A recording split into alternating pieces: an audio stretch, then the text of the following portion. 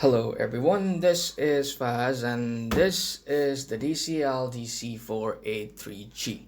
It's a laptop given by Daffodil University to their students. I'm not sure whether you'll be able to find this exact same model on the market with DCL, but yeah, students get it by their administration under this program called One Student, One Laptop. They probably get it after second year, I suppose. It's a good thing that Daffodil University is giving such a laptop to their students. Not every other university just hands you over a free laptop. I don't know whether everyone gets it though. There wasn't much I found about this laptop over the web. It was probably this one guy on YouTube who made a video about it, but I guess that's about it. You'll find this laptop lying around in places like Bukra.com and especially Facebook. Ads pop up every now and then. I found this for 20,500 taka. You'll find this lying around that price, maybe a little. It's negotiable. What students do is they get the laptop and they sell it. They use it for a few days and they sell it. Anyway, let's start the review. At first glance, you'll see, feel, and notice about any laptop is the build quality, and this laptop has good build quality, if not great. At first, I thought the cover below is plastic, just like any other or every other laptop around the 50 to 70,000 price range of international brands. But surprisingly, this part, the cover part below is metal. It's made out of pure metal. The top lid is made out of metal. I don't know whether this part is made out of metal, but it seems like it. Whatever it is, I still don't know whether this is metal, but whatever it is, it's rigid, it's tough. There is not much keyboard flex, as you can see, so you'll have a decent keyboard experience. Whatever engineering they did with this laptop is good. I do have a few nitpicks though. Around the display part, this is plastic. The part holding up the display, this is plastic. I wish they made this a little bit tighter, because when you press hard here on the edges, it seems like it's flexing a little. I don't think I like it. I wish they made it maybe a little tougher around the edges, maybe a bit tighter, whatever they did, with the engineering. But this laptop is it's a decent. It's not the best if I'm comparing to laptops over 1 lakh, the $1,000 mark. But whatever they did with the laptop, it's good. It's decent. You'll have a good time over the years. There's hardly too much flex. This is made out of metal. It has great build quality. Okay, about the ports. So this is a RJ45 port, the Ethernet port. I like how they put this here. This is the micro SD port. This is the USB 2.0. This is the power button.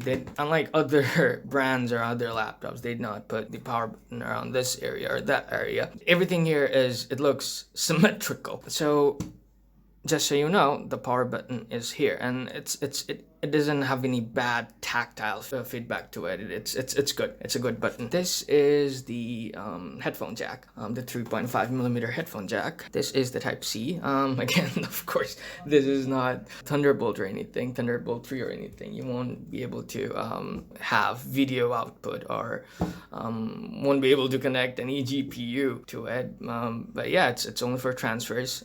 This is a USB 3.1. This is a USB 3.0. This is the HDMI port. And this is what you charge with. You cannot charge with the USB-C. This is the barrel plug. This is the only thing you can charge with. It's the popular barrel plug.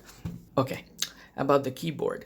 The keyboard here is good. It's not the best. Of course, again, I'm comparing it to the mid-tier level laptops, but it's good. It's good for the price. I have seen worse keyboards from Asus. I've seen worse keyboards from HP. Around that price, even as high as 7,000 taka. This is a good keyboard. Not the best. Again, they're not wobbly, as much as keyboards are with the general mid-tier laptops, but they're good. They're good. They have a good feedback. They have a good typing experience, I would say. Also, they don't have the number pad here. I'm not a fan of number pads. It's my opinion. It's my personal preference. I like to have a symmetrical experience. I like to have the trackpad down the middle. I like having a good amount of space between the keys as it is here. The keyboards aren't squashed in all together. It's a good keyboard. Let me see if you can hear the keyboard presses.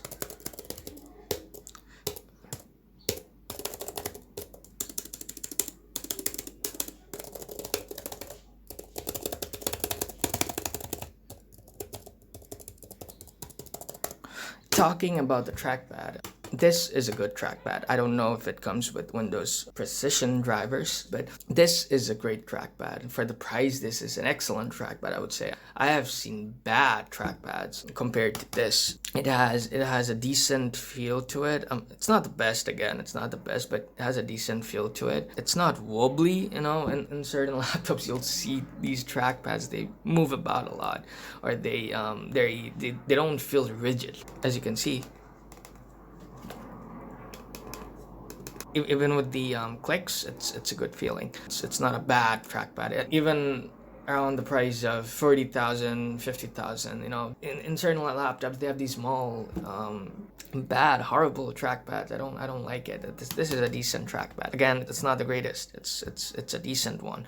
Yeah, it registers four fingers, 3 fingers. You can do all your gestures. Talking about the display, this is a good display, a decent display, I would say, in comparison to the displays you get around 40,000 taka, 35,000 taka, even 50,000 taka. This is a decent display. It's a decent TN panel. Now, this is not a full HD resolution display. It's an HD panel. It's a 1366 by 768 panel. Don't get a laptop that has a 1366p display. Get a full HD 1080p display.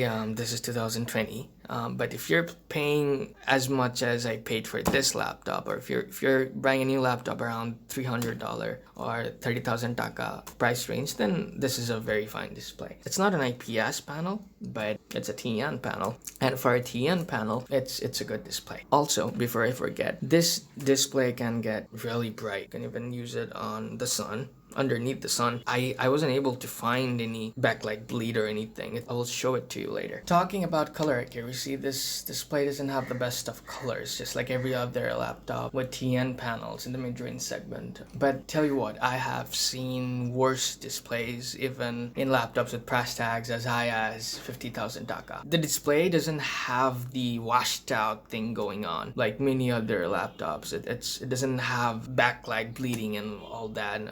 I haven't noticed it. So I will show you the display in a moment.